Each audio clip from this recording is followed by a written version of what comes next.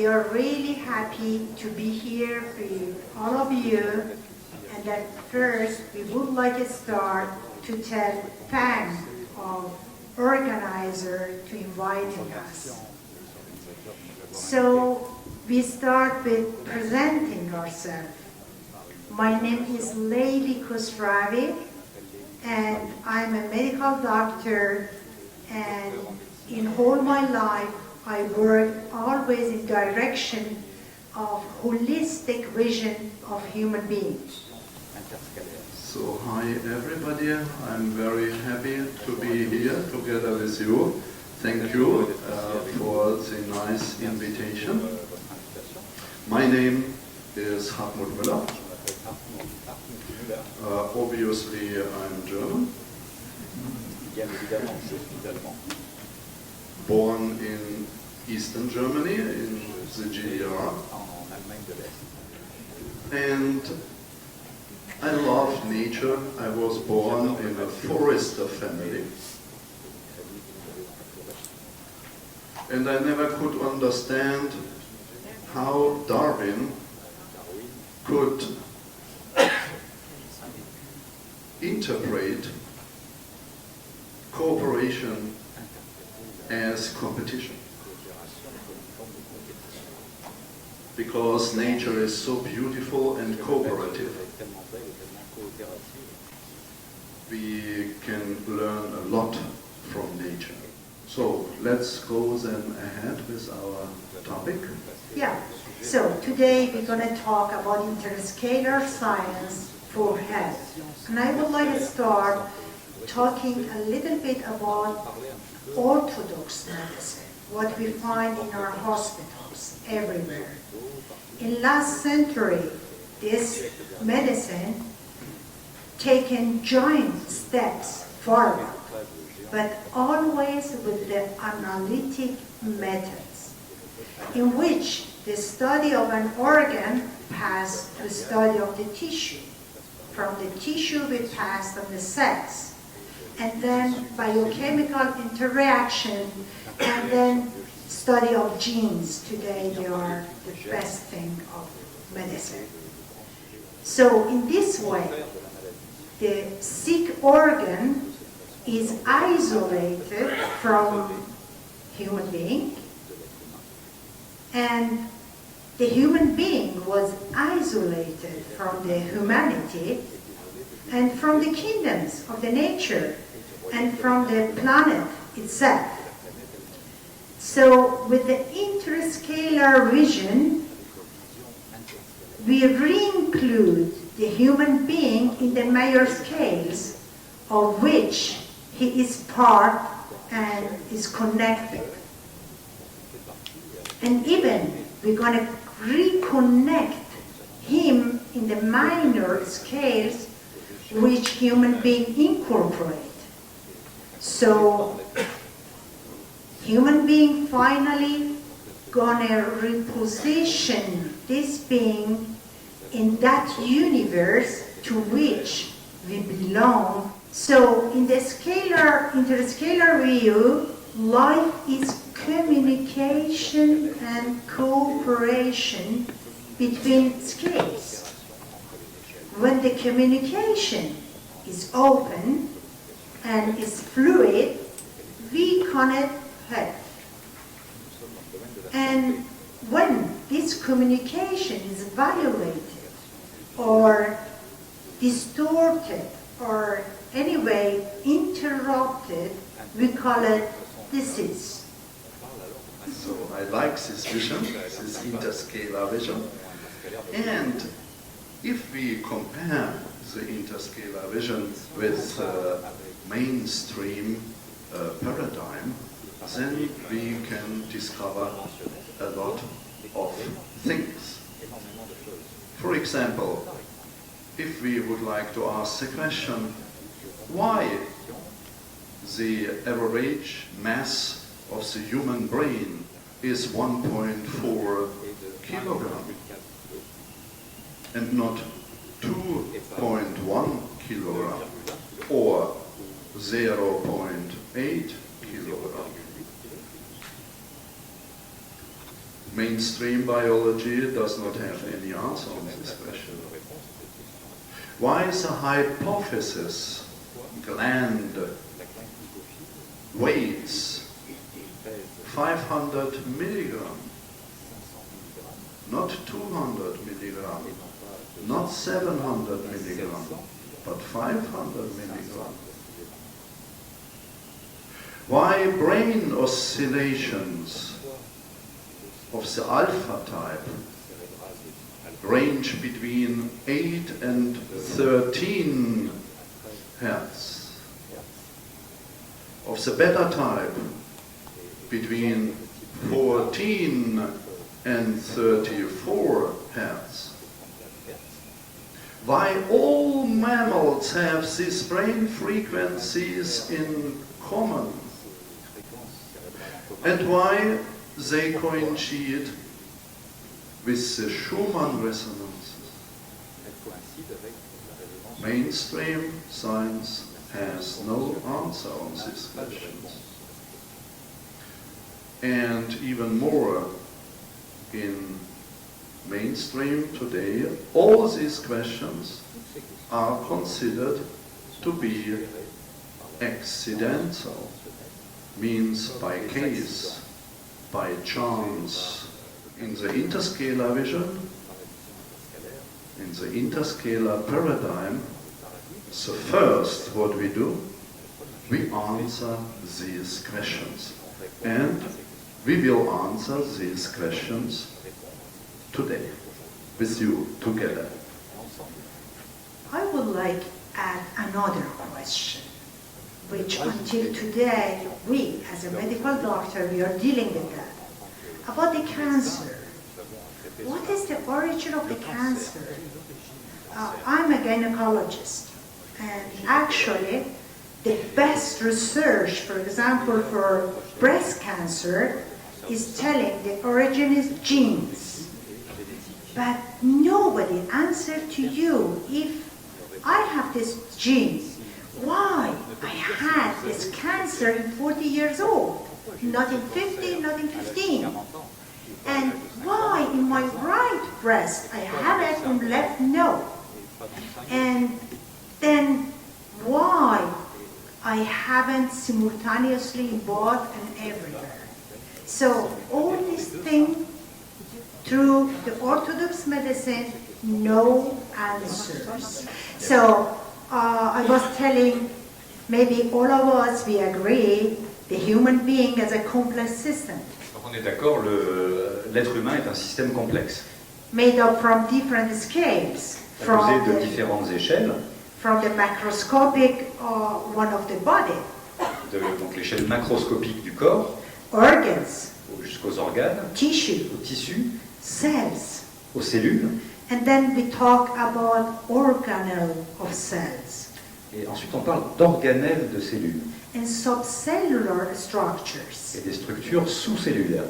And then we can talk the scale of molecules and elements. Et ensuite on peut passer à l'échelle des molécules et des éléments. And then finally, maybe we can talk about subatomic particles. Et pour finir, on pourra parler des particules subatomiques. Electrons and protons. Les électrons et les protons. That constitute the foundation of quantum physics. Qui constituent les fondations de la physique quantique. So from this point of view, the anatomy and physiology of human being is under the universal laws which present in each structure and process. Donc de ce point de vue, la physiologie de l'être humain est soumise à ces processus qui sous-tendent absolument tous ces principes. So the interscalar paradigm considers that our organism embodies all scales down to subatomic and integrated in the ecosystem of the Earth. Donc le paradigme interscalaire considère que notre organisme intègre, comporte toutes ces échelles jusqu'aux dimensions subatomiques qui nous relient à la structure même de la planète, de la Terre. To solar system and the galaxy. Et au système solaire et aux galaxies. And we're going to exactly see this, but we're going to start from the cell. Mais on va démarrer à partir de la cellule. So we know the organism of human being is formed by variable number of the cells. Donc on sait que l'organisme humain est composé d'un nombre variable de cellules. It's go from 10 to 50 trillion cells. Donc ça va de 10 à 50 trillions de cellules. And I'm not talking about all macroorganisms which existing in our body. Et je ne parle pas de tous les micro-organismes qui existent à l'intérieur de notre corps. Which they are really important for us. We can't live without them. Et qui sont très importants pour nous parce qu'on ne pourrait pas vivre sans eux.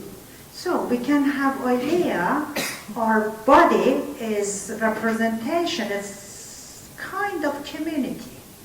Donc on peut imaginer une représentation de notre corps comme une sorte de communauté. So let's get to know the fundamental unity of our body, the cell. Donc nous allons faire connaissance avec l'unité fondamentale de notre corps, c'est-à-dire la cellule. So the cell as a whole is an organism by himself. Donc la cellule en elle-même est un organisme.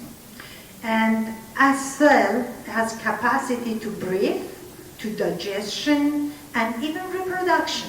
Et une cellule a la capacité de respirer, de digérer et même une capacité de reproduction. The science of embryology describes how a single cell Et la science de l'embryologie décrit comment une seule cellule, the zygote, develops into a multicellular organism.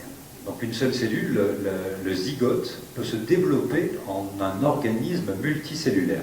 So we can affirm all of us and all being before being a complex organism were a macroorganism. Donc on peut affirmer que tous autant que nous sommes, avant d'être un organisme complexe, nous étions un organisme monocellulaire. Yeah, definitely. And assuming that we are made up of trillions cells, does a question arise in this community? How do cells communicate to each other? Donc si on considère que nous sommes un organisme constitué de plusieurs trillions de cellules, on peut légitimement se poser la question de savoir comment ces cellules communiquent entre elles. So exactly for this, we should have recourse to a scientific research that still are ignored from biology and medicine. Et la science conventionnelle, encore une fois, n'a pas de réponse à cette question. Donc si on veut chercher cette réponse, il faut qu'on se tourne vers un domaine de la science qui n'est pas encore accepté par la médecine et la biologie conventionnelle. In 1923, Gurvich, you see him in the middle. En 1923, Alexander Gurvich, au milieu sur l'image, He discovered that cell division can be started and even stopped by light. il a découvert que la division des cellules pouvait être initiée et interrompue par la lumière. And what he discovered was not important the intensity of the light, but the information which was carried by light. Et ce qu'il a découvert, c'est que l'important, ce n'était pas l'intensité de la lumière, mais les informations que cette lumière véhiculait. In 1960, between 1960 and 1970, Dr. Kosravi Entre 1960 et 1970, le docteur Kosravi made a lot of experiments where confirmed the communication between the cells comes through the emission of the light. et il a fait beaucoup d'expériences qui ont confirmé que la communication entre les cellules dépendait de la lumière. And only in 1976, the German scientist Fritz Popp Et en 1976, le scientifique allemand Fritz Popp finally photographed this light a pu photographier cette lumière. and called biophotons. Il a appelé sa découverte les biophotons. And what is it? It is ultraviolet light that carries biological information. Et le biophoton, c'est une lumière donc, qui véhicule des informations biologiques. Yeah, today the modern technology of macroscope, which use dark field, has been made visible this light. You can see it. Et aujourd'hui, la technologie avancée des nouveaux microscopes a rendu cette lumière visible, on peut la voir. So it is a scientific evidence that we cannot really ignore. Et c'est une réalité scientifique qu'on ne peut pas vraiment laisser de côté. So, but here it's really important to ask to ourselves, but what is light? Et donc la question importante qu'il faut qu'on se pose maintenant, c'est la lumière. Qu'est-ce que c'est? Light has neither mass nor weight. Donc la lumière n'a ni masse ni poids. So maybe we can also define light as energy. Donc on peut très bien définir la lumière comme une énergie. And just like energy, life can neither be created nor destroyed. Et comme l'énergie, la lumière ne peut être ni créée ni détruite. Rather, it can only be transformed. Elle peut uniquement être transformée. So in this way, maybe we can even affirm in our culture these transformations we call birth and death. Et donc ça nous rapproche de ce que dans notre culture on appelle la naissance et la mort. So let's go forward because I would like to use a phrase and a statement of Nikola Tesla, which I love. Donc on va avancer. Je voudrais citer Nikola Tesla, qui est quelqu'un que j'aime beaucoup. He tells, if you want to find the secrets of the universe, think in terms of energy, frequency and vibration. Nikola Tesla a dit, si vous voulez découvrir les secrets de l'univers, réfléchissez en termes d'énergie, de fréquence et de vibration. And just few seconds ago, we were talking about ourselves as source of light. Et donc il y a quelques instants, on parlait de nous-mêmes en tant que source de lumière. So then we should turn our medicine upside down. Donc il faudrait qu'on mette notre conception de la médecine à l'envers. Beginning to consider the universe is an interconnected network of information and energy. Et qu'on commence à envisager l'univers comme un réseau interconnecté d'informations et d'énergie. And the human body is part of this network, and our health depends on the proper processing and exchanging information and energy. Et notre corps faisant partie de l'univers, il faut aussi y réfléchir en termes d'échange d'énergie et d'information. And I have a good example for this, what I am telling to you. Et j'ai un très bon exemple à vous fournir pour illustrer ce propos. Normally, we talk about 5 macroscopic senses. Alors normalement, on parle des 5 sens macroscopiques. For me, they are energy or light detector. Pour moi, c'est de l'énergie ou des détecteurs de lumière. And normally, we classify them as sense of touch, for example. Donc normalement, on les classifie de la façon suivante. Le toucher, When the frequency of light or energy is between 5 Hz and 400 terahertz. donc ça c'est quand la fréquence de l'énergie est comprise entre 5 Hz et 400 terahertz. And then we talk about, for example, hearing. When the light which we receive is between 20 and 20,000 Hz. Donc on parle ensuite de l'ouïe, et dans ce cas-là, la lumière qu'on reçoit est comprise entre 20 et 20 000 Hz. And then we talk about optical waves or view when this frequency is between 400 and 800 terahertz. Ensuite, on parle de la vue ou des ondes optiques. Et dans ce cas-là, la fréquence est comprise entre 400 et 800 terahertz. So, as you see, our senses, they are receptors of energy. We call it different only because they recognize different scales of this energy. Et donc nos sens sont des récepteurs d'énergie qu'on a différenciés parce qu'ils reçoivent sur des fréquences d'énergie qui sont différentes. So, back to our cells.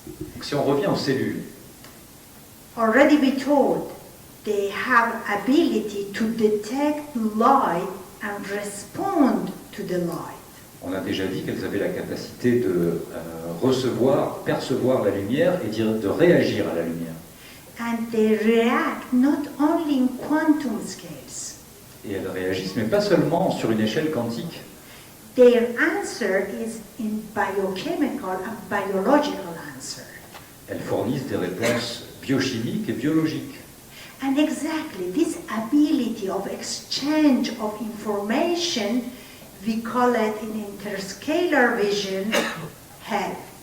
Et cette capacité à échanger des informations dans la vision interscalaire, on appelle ça la santé, la bonne santé. So I like this phrase of Nikola Tesla, also very much like you. Moi aussi, j'aime beaucoup cette citation de Nikola Tesla. And I thank you so much that you explained very well how important is light for life. Et merci beaucoup d'avoir expliqué à quel point la lumière était importante, primordiale pour la vie. And it is really so that only the frequency range makes a difference. Et c'est très intéressant de constater que c'est simplement la gamme de fréquences qui fait la différence. So our senses receive light. Donc nos sens reçoivent la lumière and react in dependency on the frequency range. et réagissent en fonction de la gamme de fréquences. So, and if the frequency range is low, then we perceive it as sound. Donc si la gamme de fréquences est basse, nous percevons cette information comme du son. And if the frequency range is very high, then our sense of hearing cannot react and the sense of vision takes over. Et si la gamme de fréquences est très haute, à ce moment-là, notre sens de l'ouïe ne peut plus réagir, et c'est notre sens de la vue qui prend le dessus. And I like very much how did you explain the most important properties of light, that light does not have mass, does not have weight, and I would like to ask, to add something else, it is inertia, doesn't have inertia.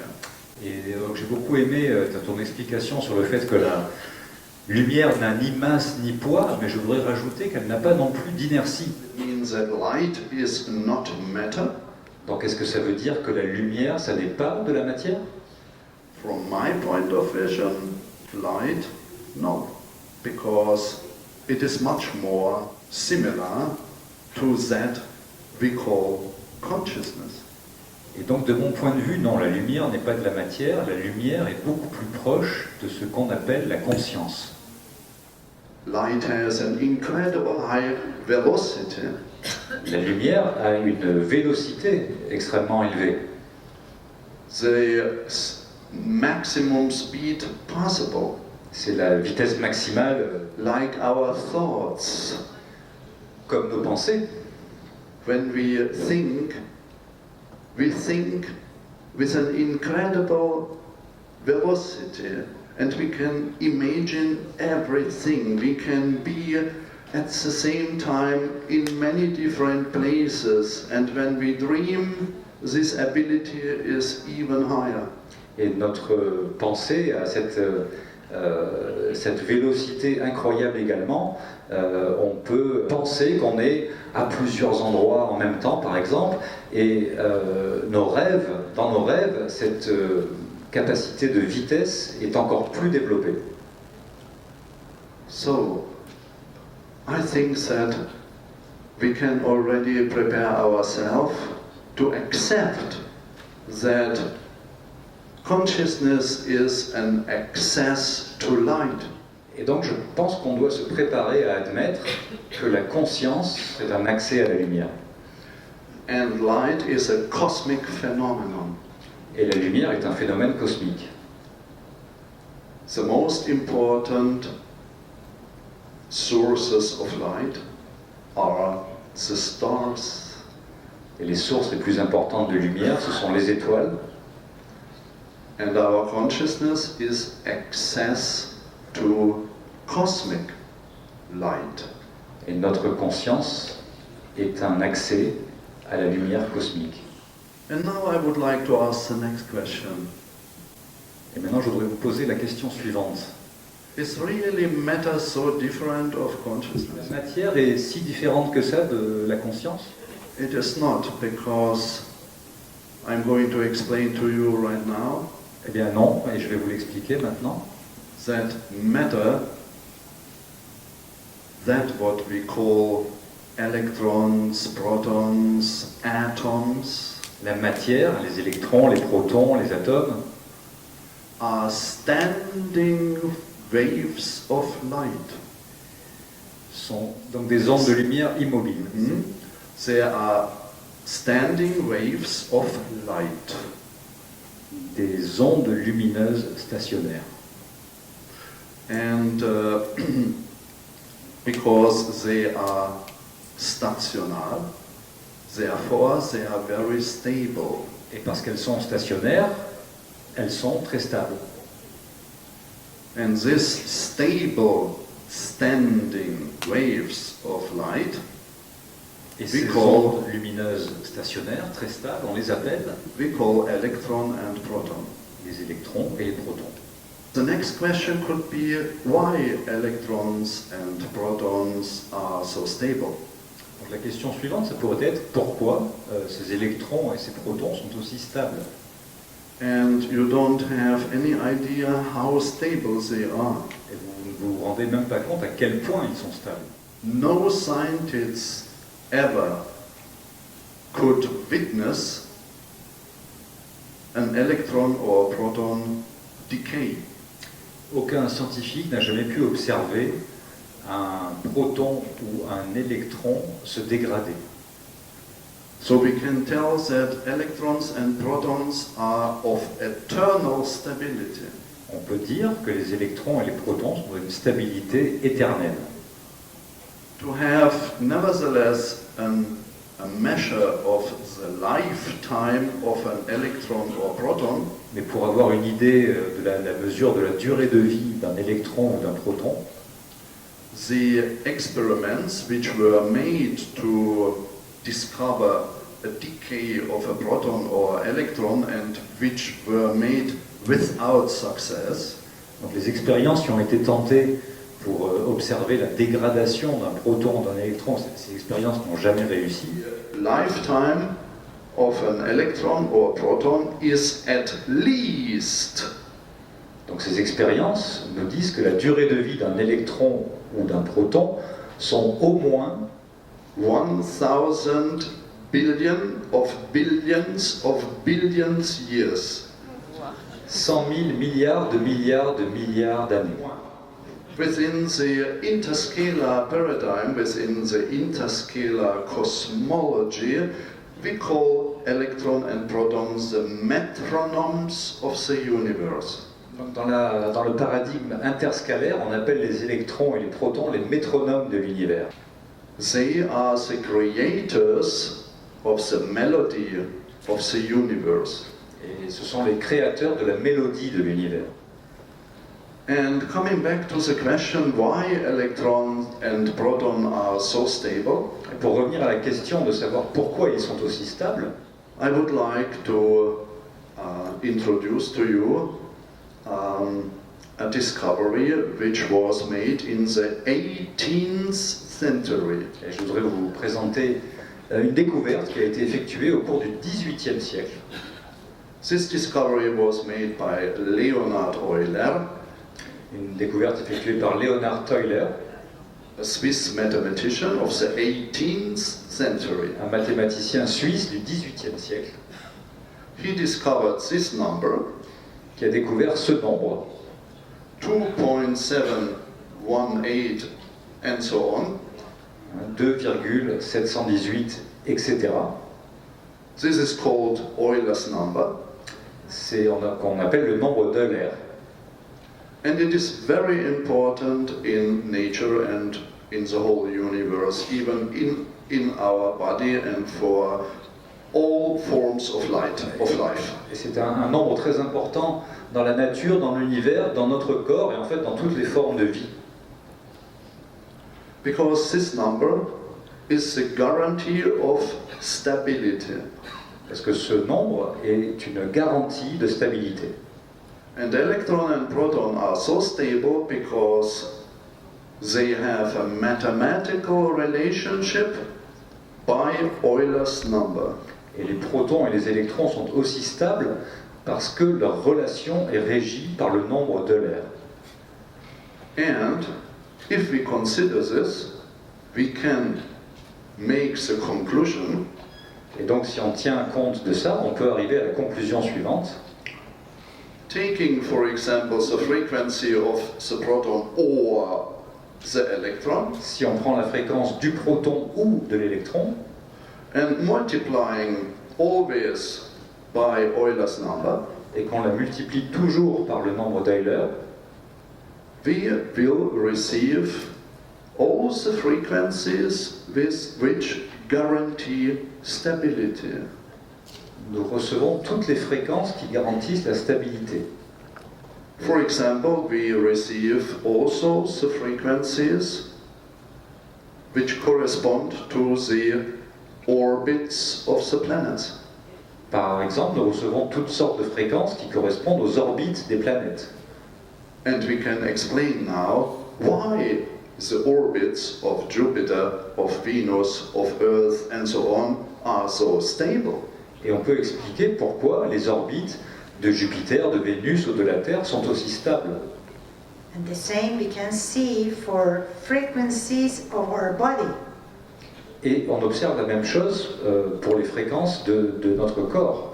So in this way we can understand why, for example, electrical activity of the brain is always in the same range. Et on peut donc comprendre pourquoi l'activité électrique du cerveau est toujours située dans la même gamme.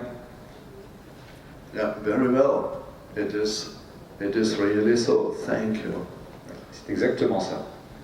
So let's have a look a little bit on the proton and electron, because they are the metronomes of the universe, but they are two different metronomes. Donc on va étudier d'un peu plus près les protons et les électrons parce que ce sont les métronomes de l'univers, mais ce sont deux métronomes différents. The frequencies are very high, as you can see, of the proton and also of the electron, incredible high frequencies. Donc on voit qu'ils ont tous les deux des fréquences incroyablement élevées. At the same time, the wavelength means the size of them. The wavelength or the size of the proton is really small, and of the electron as well. Et on voit par la même occasion que leur longueur d'onde, ce qui correspond à leur taille, sont extrêmement petites. So therefore, we can see that this metronome of the universe called proton, this oscillator, this is a space-time oscillator. Et donc on voit que ce métronome de l'univers, le proton, est un oscillateur d'espace-temps. Has a very high frequency, and at the same time it is a very, very small wave of light. On voit qu'il a une très très haute fréquence, mais qu'en même temps c'est une onde lumineuse extrêmement faible. So, and now we can understand why physicists have called electron and proton elementary particles. Et on comprend que les scientifiques aient appelé les électrons et les protons, les particules élémentaires. Because of the high frequency and the very small size, they appear in all experiments like needles. Parce que du fait de leur très haute fréquence et de leur petite taille, ils apparaissent dans toutes les expériences comme des aiguilles. Yeah. If we look at the energy, so energy, you know this formula of Einstein. Donc vous connaissez la formule d'Einstein sur l'énergie. So then we can see that the energy of one proton is nearly 2000 times higher than the energy of an electron. On voit que l'énergie d'un proton est quasiment 2000 fois plus importante que celle d'un électron. This means that because of this equivalence between energy and mass, that the proton is nearly 2000 times more heavy than an electron. Donc du fait de l'équation d'Einstein qui établit la relation entre l'énergie et la masse, on voit qu'un proton est 2000 fois plus lourd qu'un électron. So here we have the same comparison between a weight of 2 kilograms and a feather of 1 gram. So that's exactly the relationship between one proton and one electron. Et on a l'illustration graphique de cette relation avec un proton représenté par un poids de 2 kg et un électron représenté par une plume qui pèse 1 gramme. What does it mean looking at the human being?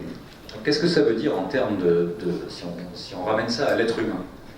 It does mean that all the processes which we can tell are mostly connected to our body are dominated by protons. Ça veut dire que tous les processeurs qui sont connectés à notre corps sont dominés par les protons.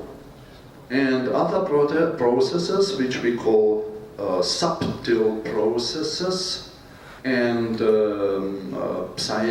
psychic, spiritual processes, subtle processes, they are mostly dominated by electron resonances. Oh, pardon, j'ai dit processeur, c'était processus. Donc on peut dire que tous les processus subtils, les processus psychiques par exemple, sont dominés par les électrons.